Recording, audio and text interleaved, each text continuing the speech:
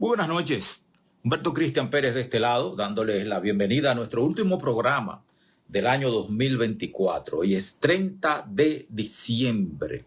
Son las 9:55 de la noche. Mañana 31 a las 4:30 de la tarde en la Iglesia Central de Alma Rosa. Nos vamos a reunir con el pastor Rondón y con el pastor Dervis de Óleo y con las iglesias del distrito para despedir a la puesta del sol el año 2024 y darle la bienvenida al año 2025.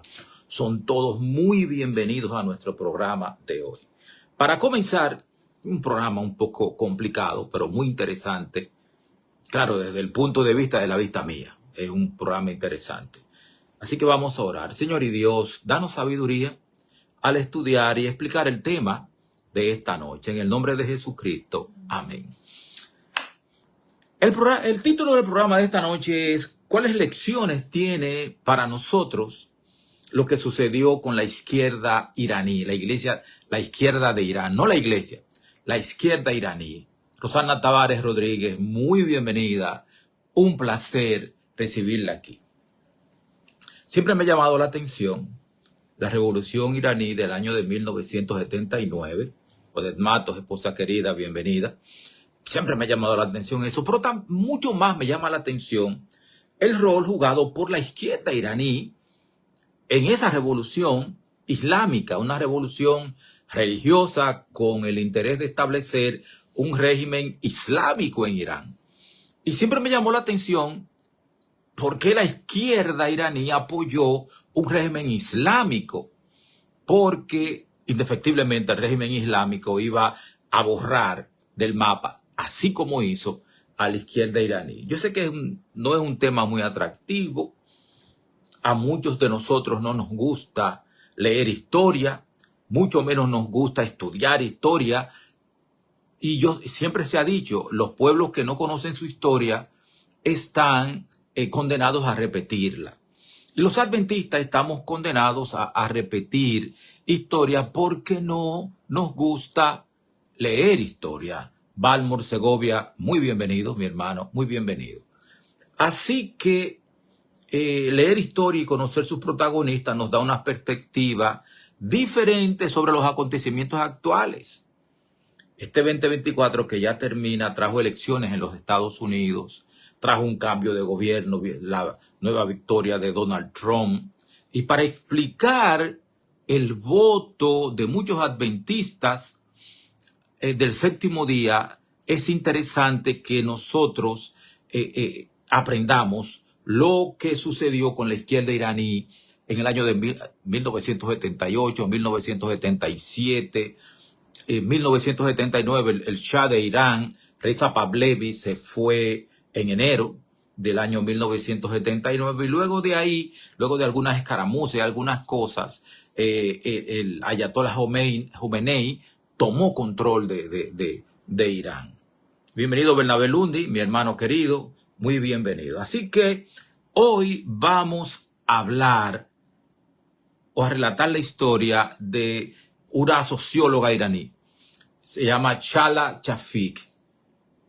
Ella tenía 25 años en el 1979. Fue de las izquierdistas que apoyó fuertemente la revolución iraní. Ella dice que ella no apoyó específicamente al Ayatollah Khomeini, pero estaba apoyando la revolución que realmente estaba siendo dirigida. Bueno, tomemos por ejemplo a esta señora. Ella está ahora mismo exiliada en Francia, vive en Francia. Yo estuve investigando, encontré una entrevista con ella en el periódico, en la revista Jacobinos.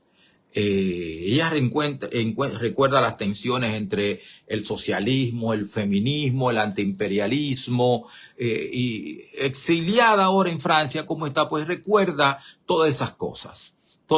Y luego de que los ayatolás tomaron el control del gobierno iraní, en 1982 ella se fue a vivir a Francia. O sea, desde 79 se quedó en Irán, 80 se quedó en Irán, 81 se quedó en Irán, pero los ayatolás la querían matar, después que los apoyó para ganar el gobierno, para tener el control de Irán, los ayatolás entonces la estaban buscando para matarla. Así que se exilió en Francia. Justo antes de la revolución, ella dice que ella formó parte de un círculo marxista-leninista y se unió a una organización estudiantil de izquierda. Y había muchos grupos de izquierda en ese entonces en Irán. Hay que pensar que Irán en ese entonces no era lo que es ahora.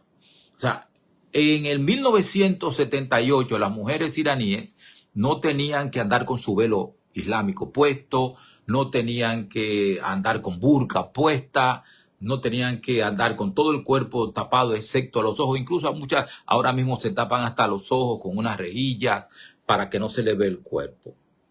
Pero en ese entonces no, las mujeres iraníes pues podían vestir como quisieran, tenían libertad de estudiar, tenían libertad de todo, tenían las mujeres iraníes.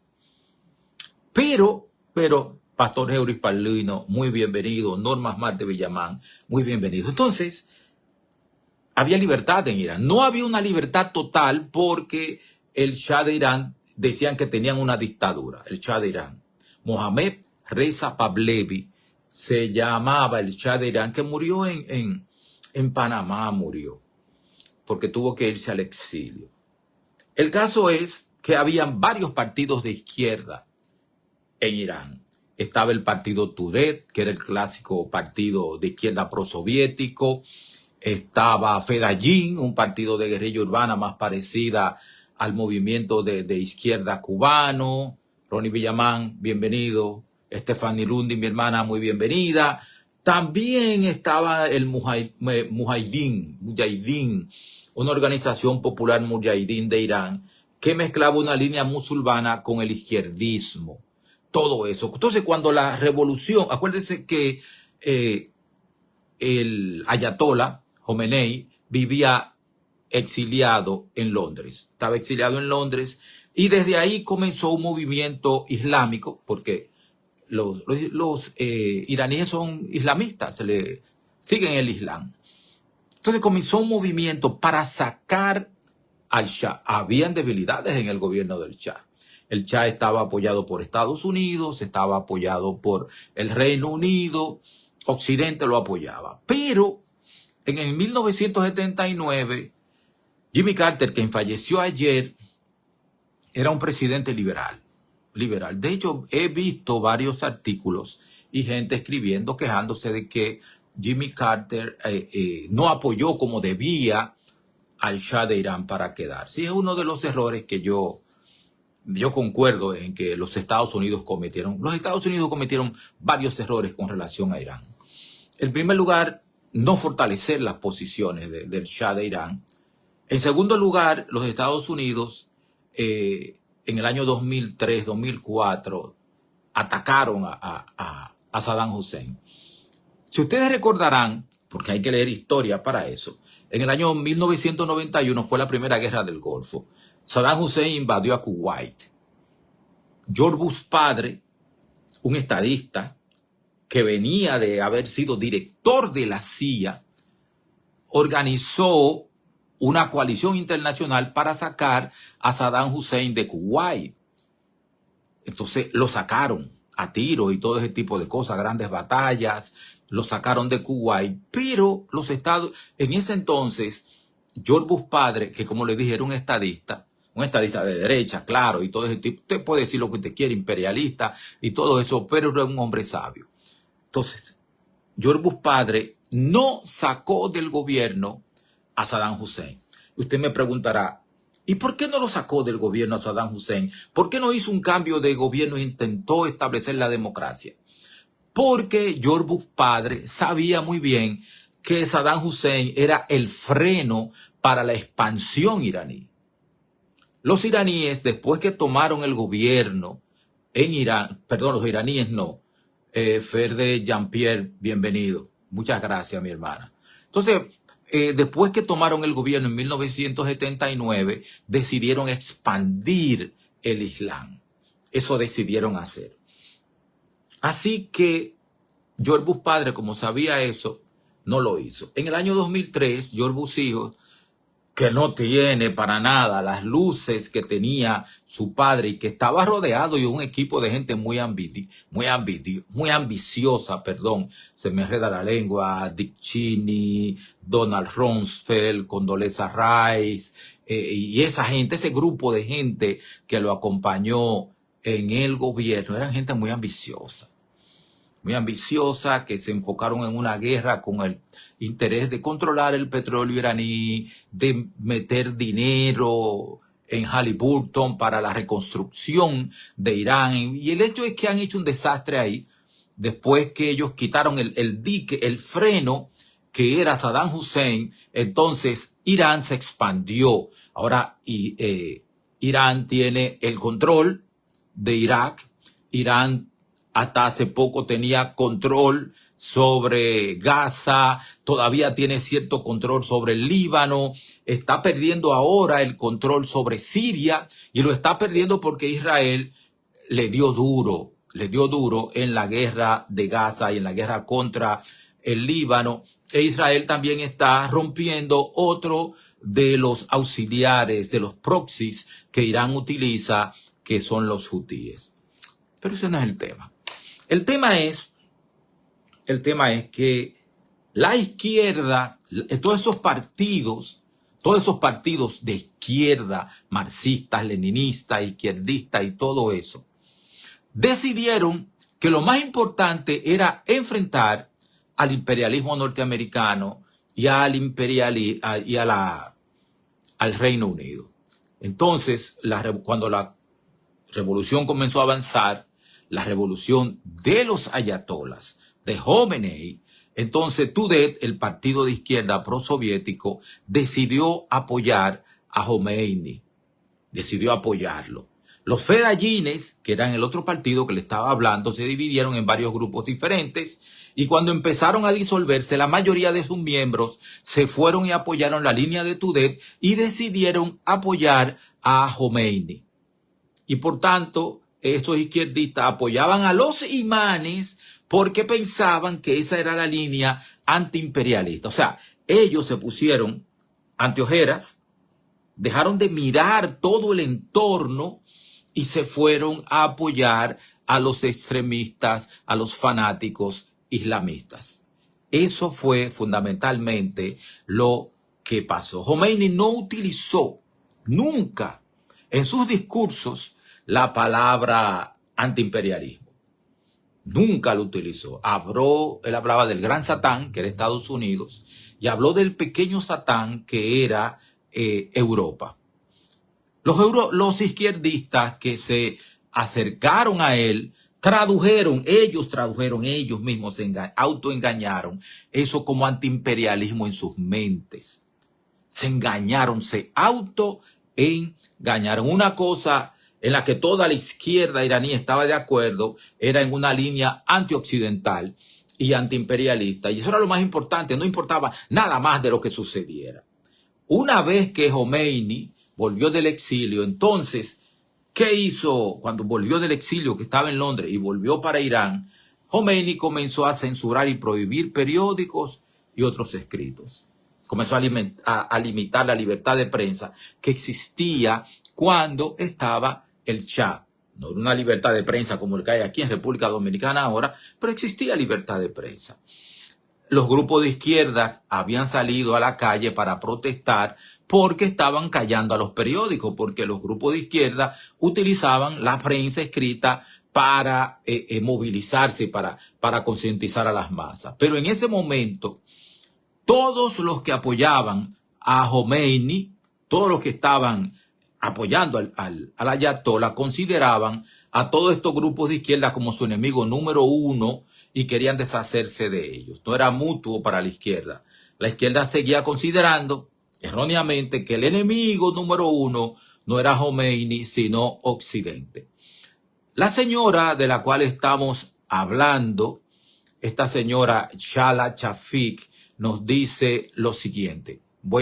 Inclusive lo voy a leer. Algo que considero el mayor error fue que desde el principio ninguno de estos grupos estuvo atento al lugar de las mujeres y del feminismo porque el feminismo para nosotros significaba el feminismo occidental. Era una idea que venía de Occidente.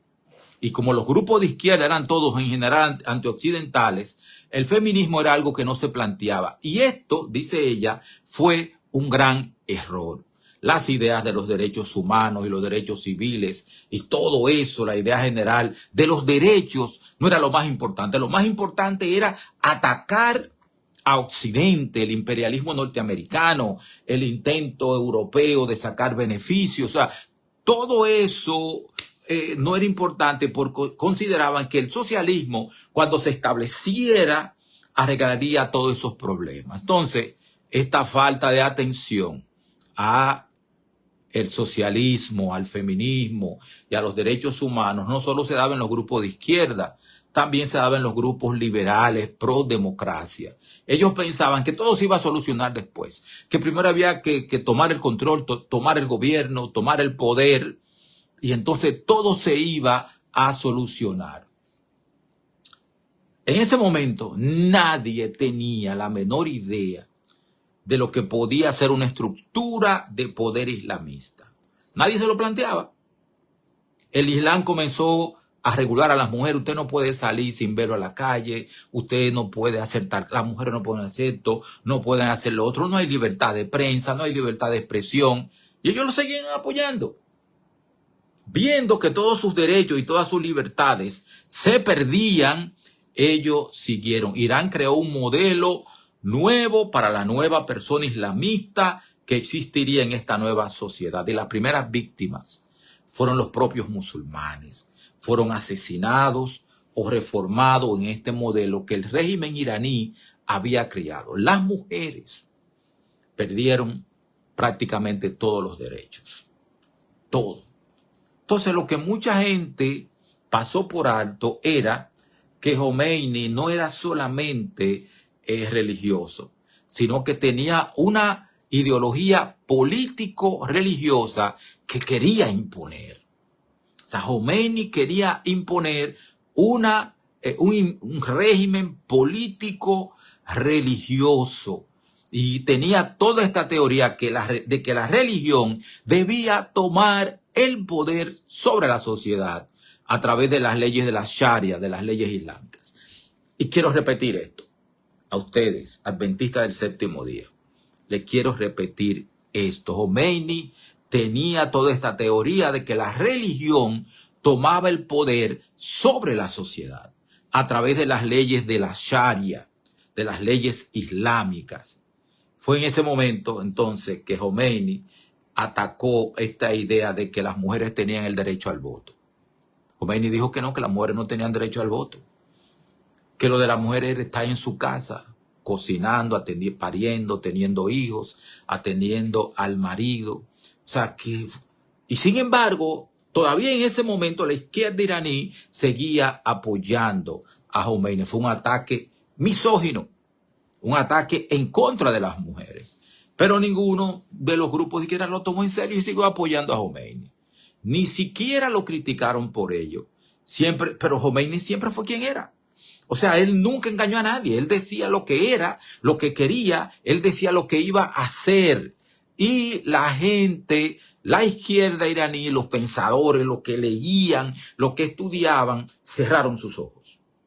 Cerraron sus ojos para no ver. Entonces, todos los grupos estaban contentos porque él estaba radicalmente en contra del Shah y había sacado al Shah de Irán. Entonces, había figuras en la oposición iraní en contra del Shah que interpretaban todo lo que Jomeini decía. Jomeini hablaba en contra de la mujer. No, eso no es así. Él no va a hacer nada en contra de las mujeres. Son expresiones de él. Lo traducían. Y también ocultaban al público cosas que Jomeini decía, pero que no le convenía que el público lo supiera. Jomeini nunca dejó de ser quien era. Y todo el tiempo dijo lo que iba a hacer. Así que la izquierda debió haber sabido lo que Jomeini iba a hacer. Había una idea errónea de que estaba mintiendo y consiguió que la gente lo creyera. O sea, taparon a Jomeini y ha sido desastroso. Entonces, una vez que Jomeini se instaló en el poder, creó su guardia revolucionaria, estableció su estructura de poder. Y esta señora socióloga, que a los 25 años tuvo que salir huyendo de Irán, tuvo que esconderse. Ella, que había apoyado a Jomeini y había luchado por sacar al Shah de Irán y lo apoyó radicalmente para que tomara el control, tuvo que esconderse. ¿Saben por qué tuvo que esconderse? Porque estaba en una lista negra y la buscaban para matarla. Al mismo tiempo empezaban a imponer el velo, así que ella todavía salía sin velo, pero al final tuvo que dejar de hacerlo porque la policía de la moral la podía meter presa. Entonces estuvo tan cerca, dice ella, de tanta gente que apoyaba a Jomeini, que al final fue masacrada en las cárceles. Y esto tiene que ella admite que el haber apoyado a Jomeini fue un error. Fue un error. ¿Por qué les traigo este tema a ustedes en esta noche? Porque los adventistas, con toda la Biblia que leemos mucho, el espíritu de profecía y todos los libros que publicamos constantemente, vivimos publicando libros, tendemos a ser naif, inocentes, tontos al enfrentar situaciones políticas. Yo escuché a muchos hermanos apoyando a Hamas y a Hezbollah en la guerra de Israel contra ellos. De hecho, ustedes recordarán que hace poco el Papa Francisco participó en el establecimiento de un nacimiento del niño Jesús allá en el Vaticano. Y al niño, la figura del niño Jesús, lo acostaron sobre una kefilla, que es el paño que usan de guerra los palestinos. Un error histórico, porque Jesucristo nunca fue palestino, era un niño judío. Nació en Belén, de Judá. Y José, su padre terrenal, era de la tribu de Judá y era descendiente de David. O sea, y sin embargo, el Papa estaba apoyando decididamente a Hamas y a Hezbollah. ¿Qué pasa? ¿Qué pasa? En Israel hay muchas iglesias cristianas, porque Israel es una democracia liberal. Y usted puede ser adventista, usted puede ser judío, usted puede ser católico, usted puede ser presbiteriano, pentecostal. De hecho, usted puede hasta ser ateo. Hay muchísimos ateos en Israel también. En Gaza, cuéntalos cristianos. Cuéntalos. No hay prácticamente. En el Líbano, los cristianos éramos mayoría hasta que llegó Hezbollah, tomó el control y ahora los cristianos no son mayoría.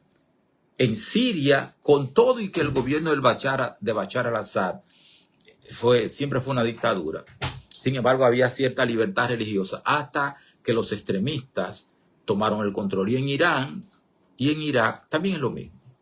Y sin embargo el Papa Francisco apoya a los que son anticristianos. Y está en contra de aunque usted diga todo lo que quiera decir y acuse de genocidio a Israel y todo eso, que no es verdad. Y eso podemos discutirlo más adelante. El caso es que el Papa apoya a los que atacan el cristianismo y también apoya a los que están en contra de los cristianos. Antes del 2005 habían más cristianos en la Franja de Gaza y en Cisjordania. Ahora hay muchos menos. Prácticamente no hay. Ni en Siria, ni en el Líbano. Y después que los americanos tuvieron que salir no han salido de todo Irak, pero han tenido que soltar el gobierno y el control de Irak, porque el control ahora lo tienen los iraníes, también hay menos cristianos. Y en Irán tampoco hay muchos cristianos. ¿Por qué? Porque somos perseguidos. Dice Puertas Abiertas, que es un ministerio que le da seguimiento a la situación de la libertad religiosa a nivel mundial, que alrededor de 360 millones de cristianos son perseguidos todo el año. Todo el año. Y la mayoría son en estados controlados por el Islam. Así que si usted tiene conceptos políticos, piense muy bien para que no cometa el error que le hemos señalado de la izquierda iraní. No hay izquierda iraní. Hay mucha protesta en Irán. Después que comenzaron, las mujeres iraníes se están rebelando completamente contra el uso del velo obligatorio y ese tipo de cosas. Se están rebelando, pero están muriendo muchas mujeres y muchos hombres que las apoyan. Están muriendo. ¿Por qué? Porque ese régimen, el régimen de los ayatolás, se sustenta en la fuerza, en el asesinato. Y Hamas y Hezbollah eran, o siguen siendo, porque todavía existen como estructura. Geoffrey Tchaikovsky Hilton, tengo que decirte que genocidio fue lo que sucedió entre 1933 y 1945. Eso es. Irán es un país expansionista porque llegó a tener control de Irak, llegó a tener control de Siria, llegó a tener control de la Franja de Gaza y llegó a tener control del Líbano. Entonces, los hechos. Ahora, fíjate en la cantidad de cristianos que había antes en todos esos países y en la cantidad de cristianos que hay ahora. El programa de esta noche versa acerca de el apoyo que la izquierda iraní le dio a los ayatolás. Entre 1975, 76, 77, 78, 79, había muchos partidos de izquierda, varios, en Irán. Busca los partidos de izquierda ahora. Todos fueron eliminados por los mismos ayatolás que ellos apoyaron. O sea, el error que ellos cometieron es el error que tú cometes al atacar a Israel. En Israel las iglesias cristianas florecen. Averigua si florecen las iglesias cristianas en el Líbano, en Siria, en Irak y en Irán. Entonces hay diferentes maneras de ver las cosas. Tú te puedes llevar del discurso porque hasta el 6 de octubre del año 2023 no había expansionismo judío, no había las acusaciones de genocidio ni nada de eso, porque todo estaba en paz. Cuando Yahya Sinwar decidió iniciar una guerra el 7 de octubre en contra de Israel, desató todos los demonios. Él, Yahya Sinwar, y Hamas y la yihad islámica y los demás movimientos se metieron en túneles y dejaron a la población civil afuera para que enfrentara el ataque a Israel, porque Hamas tenía 250 rehenes israelíes, y los israelíes no se iban a quedar de brazos cruzados con los 250 rehenes. Entonces ellos provocaron una guerra que perdieron, una guerra en la cual involucraron a Hezbollah del Líbano y también perdieron.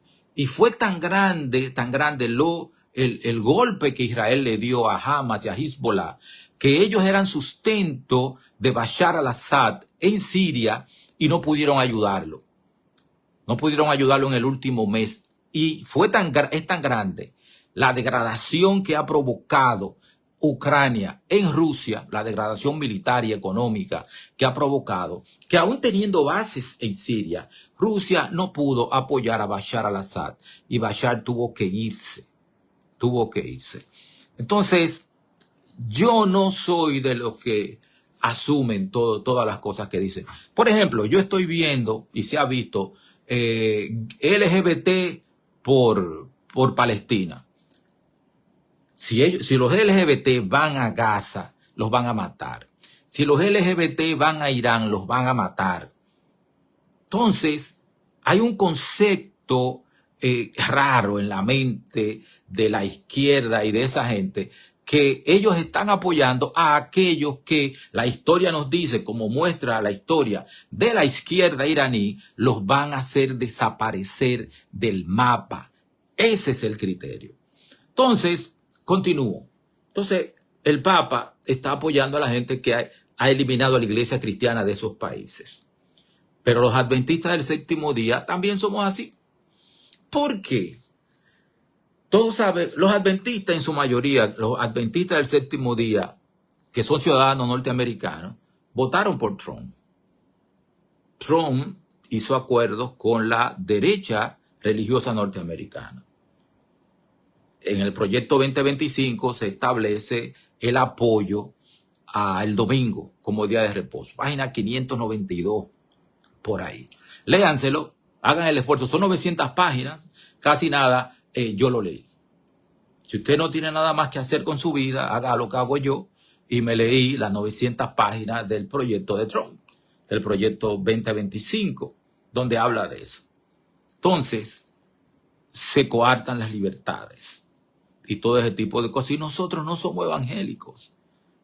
Hay gente que se molesta porque yo digo eso. Los adventistas somos cristianos evangélicos, pero no somos evangélicos de los que creen en el rapto secreto ni que hay que tomar el control del Estado. De hecho, yo publiqué ayer, entre el sábado y el domingo, yo publiqué algunas citas del deseado de toda la gente donde habla claramente de que nosotros no queremos. Jesucristo no quiso el control del Estado cuando vino, ni le dio instrucción a la iglesia de asumir el control del Estado y de gobernar. Pero hay gente que quiere gobernar porque quiere que el evangelio se imponga. El evangelio no se impone, se predica. Y Jesucristo ni siquiera trató de sacar a los romanos de Israel. Ustedes recordarán Hechos 1:6, cuando Jesucristo iba a ascender al cielo, los apóstoles y discípulos le preguntan: Maestro, ¿vas a restablecer el reino de Israel en este tiempo? Y Jesucristo, de manera muy delicada, le dijo: eso solamente lo sabe Dios el Padre. Bienvenida mi hermana Spanish Ángeles. Solamente lo sabe Dios el Padre. Entonces, nosotros, cristianos adventistas del séptimo día, cometemos, por no conocer la historia, el mismo error que la izquierda iraní ha cometido. Cometemos ese mismo error. Y nos dejamos arrastrar por ese tipo de cosas. Y al final vamos a tener que sufrir las consecuencias de eso. Y nosotros nosotros tenemos que estar. Muchas gracias, Rosana. Muchas gracias. Nosotros tenemos que ser más inteligentes y conocer historia. Nosotros tenemos que conocer historia. Tenemos que saberlo. La izquierda iraní ha tenido que admitir que se equivocó apoyando a los ayatolas, a Khomeini y a toda esa gente. Se equivocó la izquierda iraní. Y pagó un precio muy alto. Y todavía el pueblo iraní está pagando el precio elevadísimo del error que cometió la izquierda. Porque usted, no es solamente porque usted se pone ante ojera y dice: no, es que hay que sacar al Shah. Hay que aliarse con quien sea para sacar al Shah. No. Hay alternativas inteligentes que usted tiene que buscar para hacer las cosas. Y la izquierda iraní se equivocó por el medio. Como está equivocada la izquierda española, el socialismo español y toda esa gente que están apoyando, que apoyan a Maduro y que apoyan a Hamas y que apoyan a Hezbollah y que apoyan a Irán. Están afilando cuchillos para su garganta. Nosotros también es posible que lo hayamos hecho. Spanish Ángeles, un abrazo fraterno para usted y su esposo. Usted no me ha vuelto a contar de la salud de su esposo. Hemos orado mucho por él también. Así que, mis hermanos, yo sé que estos programas no son atractivos, no llaman la atención, pero lo que este humilde siervo de ustedes está tratando de hacer es crear una comunidad de gente que conozca de historia, de geopolítica y que esté en condiciones de analizar los eventos de una manera más estratégica, más asentada, más sólida. Que no venga a decirme que Israel es genocida. No. Eso no es así. Israel está llevando a cabo una guerra para quitarse de encima un peligro que grita desde el río hasta el mar, que lo que quiere es que Israel desaparezca de ahí, de la tierra ancestral de ellos, de su tierra ancestral. Y de esa manera también acabar con los católicos, con los adventistas, con los pentecostales, con todas las iglesias que hacen vida en Israel. Y establecer el Islam y establecer también la Sharia. Cero derechos. Cero derechos. Solamente hay derechos para los hombres y para los hombres musulmanes. Las mujeres pueden ser violadas, pueden ser esclavas, tienen que estar en su casa cocinando. Y eso es todo. Entonces nosotros tenemos que ser más inteligentes que eso. Perdónenme por esta perorata tan larga. La perorata tan larga que les he dado es una perorata de algunos 33 minutos. Pero yo espero que le haya sido de beneficio y que lean historia, estudien historia, vean videos de historia. Busquen eso, porque los pueblos que no conocen su historia están condenados a repetirla. Eso. Muchas gracias, George Tchaikovsky. No estamos de acuerdo, pero te quiero mucho. Así que, si me permiten, yo quiero orar para terminar. Señor y Dios, muchas gracias por permitirnos traer este tema en esta noche. Permítenos leer, investigar, estudiar. Tenemos que ser sabios. Tenemos que ser sabios. En el nombre de Jesús. Amén. Buenas noches. El fin no justifica los medios. También díselo a Yahya Sinwar y díselo a los iraníes y díselo también a la gente de Hezbollah y a la gente de Siria. La guerra, como decía este señor, el general William Tecumseh Sherman, él decía que la guerra es un infierno, la guerra es cruel. Pero mientras más cruel sea la guerra, más rápido termina. Un general de la Guerra Civil Norteamericana que se peleó desde el año de 1861, cuando los confederados atacaron el Fuerte Sumter, hasta que el general Lee se rindió en Appomattox, en Virginia, se rindió porque había sido tan fuerte el ataque de el general Sherman contra Georgia que debilitó completamente, no solamente el ataque en Georgia, sino con la batalla de Gettysburg, que se libró en julio de 1863. Murió tanta gente y fue tanto el daño que se hizo, que luego en 1865 no le quedó más remedio a Robert Lee que rendirse. Hay que leer historia, hay que aprender historia, para que sepamos, la guerra nunca ha sido hermosa, aunque la pinten como tal. La guerra siempre ha sido terrible. Si usted quiere una guerra terrible, la Segunda Guerra Mundial fue terrible. Más de 50 millones de muertos. La Primera Guerra Mundial, muchísimos muertos. La Guerra de Vietnam. Todo el que comienza una guerra lo hace pensando algo. Generalmente no termina así. Hitler dijo en el año de 1939, que lo único que él le pedía a Dios era que no interviniera, que se quitara del medio. ¿Cómo terminó Hitler? Envenenando a Eva Braun, que se acababa de casar con él porque había sido su amante durante mucho tiempo, y tomando cianuro y dándose un tiro. Así terminó Hitler, devastada Alemania.